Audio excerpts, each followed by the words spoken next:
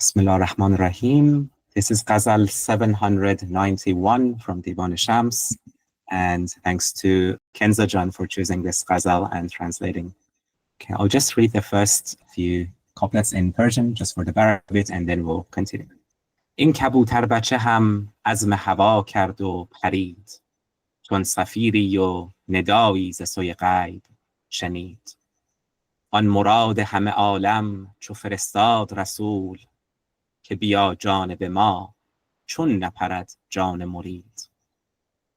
بپرد جانب بالا چو چنان بال بیافت، بدرد جامه تن را چو چنان نامه رسید. چه کمندست که پر می کشد این جانها را، چه ره است آن ره پنهان که از آن راه کشید. رحمتش نامه فرستاد که اینجا بازآ، که در آن تنگ قفس جان تو بسیار تپید. علی جان would you mind? The little pigeon set its heart unto the sky and flew when it heard a whistle and a call from the unseen. Why did the master of the world send messengers, if not to say, "Come to us"? How would the seeker's soul not take flight? It will fly to the heavens when it finds such wings, tearing the body's robe upon receiving such a message. What is this lasso that draws the soul to heaven? What is this secret path that makes you so joyful? His compassion sent a letter saying, "Come back." In this narrow cage, your soul has fluttered so much. You're like a bird without wings in a house without doors. See how the bird of the air moves when it finds its agility. Restless opens the door of compassion at last, beating your wings against the door and roof. That is the key. Until we call you, you do not know the way back, for it is by our calling that the way becomes manifest to reason. Whatever rises, though old, becomes new. Whatever new descends with time, it grows stale. Oh, walk into the unseen and do not look back. In God's protection, all is profit and abundance. Silent now, go to the Saki of being, the one who pours you the purest wine into this solid cup. Thank you, Ali-Jan. So it starts with this imagery of this little pigeon who has never flown before. It's the first time he's flying. But what happens? How does this pigeon get the courage to fly? Because it hears this whistle, it hears this sound, this call from the unseen, telling it to fly. And then Maulana says, our souls are just like that little pigeon who wants to fly. How do we get that courage? On Murad hame Alam. So Murad is the beloved or the master of the whole world, the beloved of the whole world, is sending messengers saying, come to me, come to us. You know, Maulana says all the revelations, all the scriptures, whether it's the Quran, whether it's the Gospels, all of them can be summed up in Bia, come. So these scriptures are love letters. You know, in Maulana's time, there would be a Rasul, there would be a messenger taking a letter from the lover to the beloved.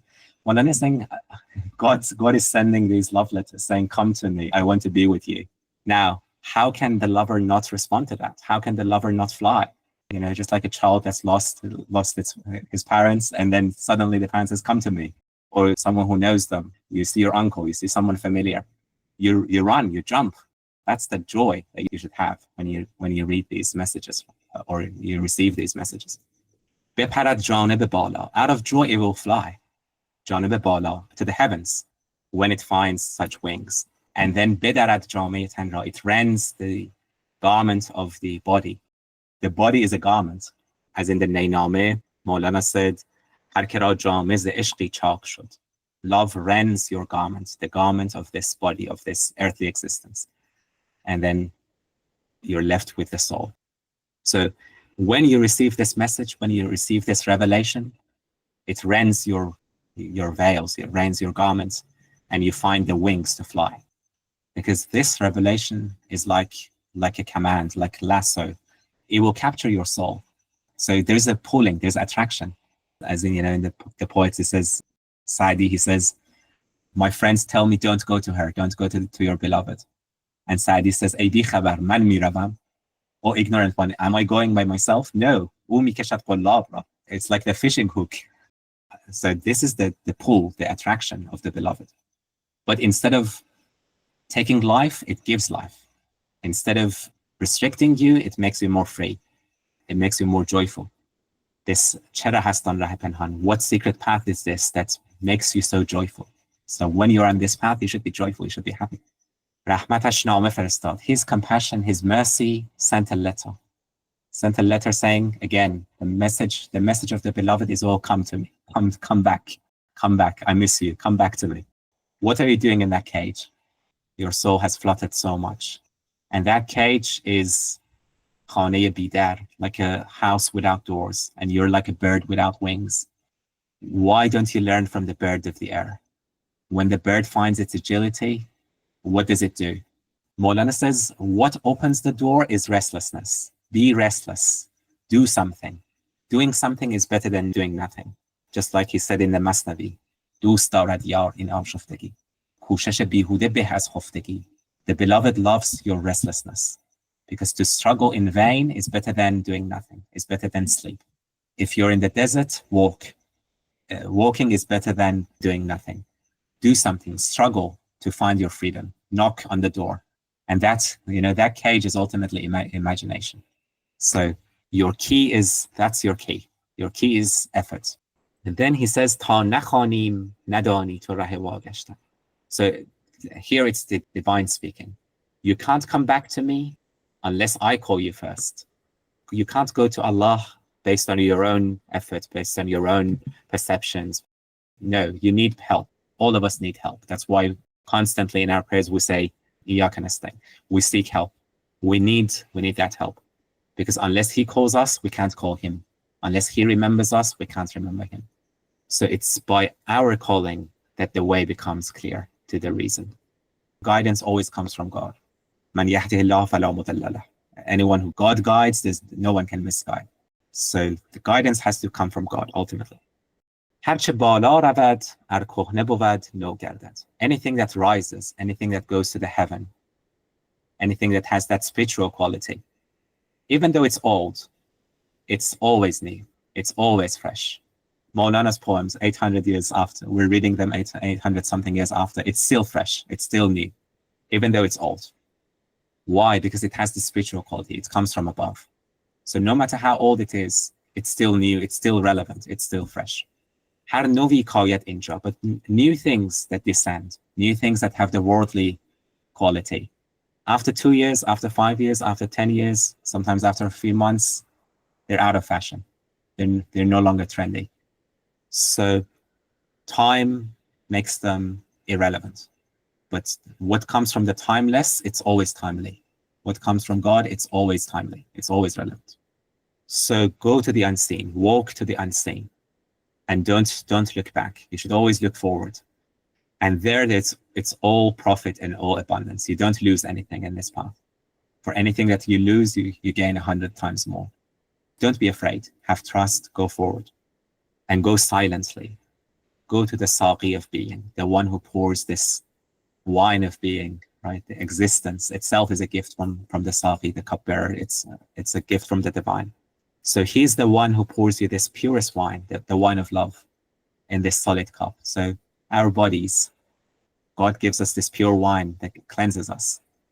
So go to him, go to the Saqi, and go silently. And then once you empty yourself of everything else, you cleanse yourself of everything else, you become that empty cup, then he will fill you. Ahmed. First of all, breathtaking. I have to say, I was just mesmerized in the whole Ghazal. Was out of this world. Beautiful. The ninth couplet reminded me of the thing that you were saying in Fi Ma Fi. The one who wants bread is bread. And the one who wants Jani is like the soul. So it reminded me of this, like the one who wants the thing that is the old one is the old one, or the new one in that case, or the one who wants this temporary things, the new things is the one for the new things. Absolutely. Then poem from the beginning, it reminded me of Hazrat Abu Bakr and Radiallahu Ta'ala anhu and Hazrat Salman Farsi. So the second couplet, it says, it was just for me like that the Prophet came from the cave, and when he talked to Abu Bakr, he was ready. He was ready to fly. You know, he was spiritually, he was one of those people. I heard someone saying that although he spent the most time with the Prophet, he has the least amount of ahadith. So he did not talk. He was a quiet one. He was a philosopher. And he was also ready when the Prophet came. So he had gone through this. His soul was ready. And then so he was the one who had done this internal strife, and he was ready, waiting for the message. But the second type of person is the one who just cannot wait. Then he goes out, like Hazrat Salman Farsi. And I think the couplet 7 was the one that reminded me a lot of him. And he's just like restless. He's like, okay, if this is not coming to me, I am going to this. Absolutely. Restlessness opens the door for compassion, and I am ready. I am going there. Someday it will reveal to me. I'm not taking any chances. Beautiful, beautiful poem. Allah. Yes, Kansas. Yeah, I just want to say that I chose this Ghazal because one, it's beautiful and it's short. but more than that, I feel like what's going on in the world today, there's so much pessimism and anxiety, and the Muslim world is really not going through a good time. And still what's going on in Gaza and Syria and other parts. And I felt we're like this, we feel we're caged in, you know, and there's no way we can get out of there. So this is kind of hope. It's like, you know, keep struggling, keep going, keep beating your wings against the door. Yes, you are maybe in a house without a door, or, you know, and you feel you're trapped, but actually there is a way out. Just be silent and listen. And there will be abundance, not abundance materially, but your heart will be, you would feel better, you know. And I felt this poem was kind of tranquil, kind of gives us tranquility, you know, but we still have to continue, you know, not give up. Don't lower your wings, but be compassionate, be generous, you know, and have faith. This is why, in a way, I wanted this poem, especially at this time. Thank you so much. Indeed. Yes, message. I mean, silence here as a word reminds me of the emptiness, and then I like actually the Bruce Lee, and then there is famous quote from Bruce Lee, and then he said, "Empty your mind, be formless, shapeless, like a water. No, you put a into a cup, it becomes the cup, and you put water in the bottle, it becomes the bottle. You put it in a teapot, it becomes a teapot. No, water can flow or it can crash." And then he say at the end of the sentence, "Be water, my friend." I mean, I don't know if it will succeed in this turmoil and turbulence, but I know one thing. I think I need this silence personally. So silence, emptiness. When your cup is empty, then the sari can fill it with the purest wine. Yes, Ali. A point about hope and everything, because sometimes it can be really overwhelming. And I think, I mean, one of the reasons that I like history so much is, and I think it's really important to understand history, at least at some level.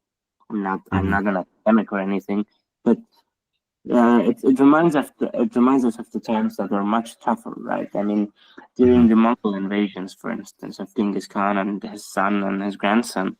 I mean, they were not nice people. They killed, I think, like 20% of the population on the entire planet, which is a lot of people.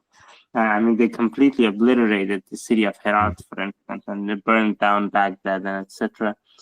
And it is said that they killed so many people that a businessman could take a sack of pure gold with him without any bodyguards or anything throughout the entire Silk Road, and nobody would steal from him. Why? Because everybody was killed. So when that happened, when the Abbasid Caliphate collapsed, a lot of scholars thought that this is the day of judgment, that and that Islam will never recover from this because it was so devastating and the scale was just humongous. But our faith did, Muslims did recover, and the Islamic institution didn't disappear. What happened? A lot of these quote-unquote barbarians converted to Islam, and they actually, some of them became scholars of Islam. So that just goes to show that, yes, there are dark times and dark moments, but if we look at history, the truth and justice will shine through. Maybe not today, but at some point it will, because that is what the human soul seeks, right? As the Quran says, that no matter what happens, no matter where we are, no matter our situation, deep down we know the truth. We know what we should be doing. Right? We're just trying to distract ourselves sometimes. Yeah, absolutely. Yes, Kenzie. Yeah, sorry, me again. No, I just wanted to thank Masood for quoting Bruce Lee. I've been practicing Kung Fu for more than almost 30 years and I actually teach it. So he always comes to mind, and this idea of emptiness and silence and grace and harmony. And that's what Kung Fu is all about. So thank you. That's a good reminder. Again, reminds me of Maulana's son. He says to Maulana, people ask me, what is your path all about? How can I answer that in one word?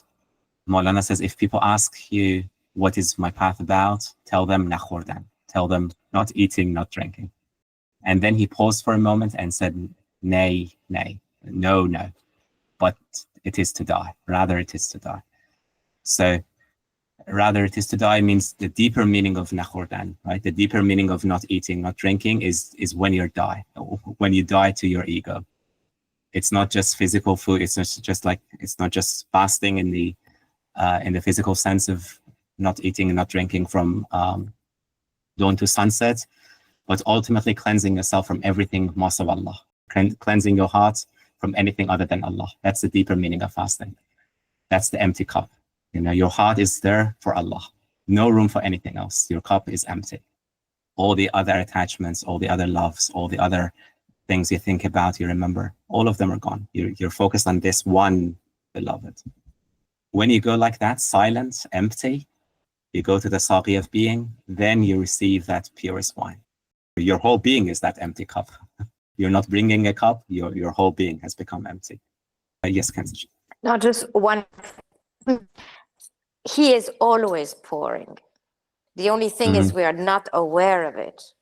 And this is why I like what Masood was quoting, because the minute you become aware with being silent, being open, the minute you are the cup, and whatever goes in, you become whatever goes in. So the idea is just to be aware. So it's not that, I don't know, in a crude way, the tap is always open. God is always there, always generous, always compassionate. It's just that we're not awake. So I think also that's important. Absolutely. Yeah, Maulana says that all the time. Maulana says the sun is shining. It's the bat's own fault that they don't go out when the sun's out there shining for everyone. It rains on everyone, but there are people who are more receptive. They go out when it's raining, and then they're the ones who flourish. The ones who hide, they're the ones who lose. Sorry. Yeah, it reminds me of also what we were discussing in Fihi Mafi. So how precious, Maulana was saying that you don't know how precious you are. Then he is also saying about you forgot something. But then also Alijan said something very beautiful. Sometimes it's good to forget. So like the things that are not important, it's also very, very good. Now I was just thinking about it, that maybe this is why God chose human, or he likes them, because I think it's their ability to endure all this, to take everything, to remember, then to forget, then to remember again, and then to forget again, then to remember, in this process of cleansing and trying to know themselves, to try to go on the path of marifat through this. I think this is something, this is truly amazing. And it requires a lot of courage and maybe a lot of patience and everything, like a lot of courage for for instance, to be able to do that. That's why I think God says that he was foolish and unjust to himself. Yeah. Beautiful. Absolutely.